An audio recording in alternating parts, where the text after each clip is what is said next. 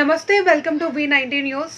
కరీంనగర్ జిల్లా జమ్మికుంట మున్సిపల్ పరిధిలో అంతర్జాతీయ మహిళా దినోత్సవ వేడుకల్లో పాల్గొని పలువురు మహిళలను Jammikunta municipal chairman Takkalapalli Rajeshwara Rao, vice chairman Desini Swapna Koti, commissioner Sammaiah సన్మానించారు.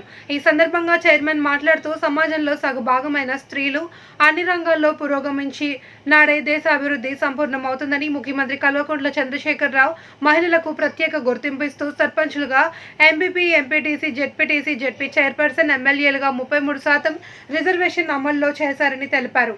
ఈ వేడుకల్లో కౌన్సిలర్లు, అధిక సంఖ్యలో మహిళలు తదితరులు పాల్గొన్నారు.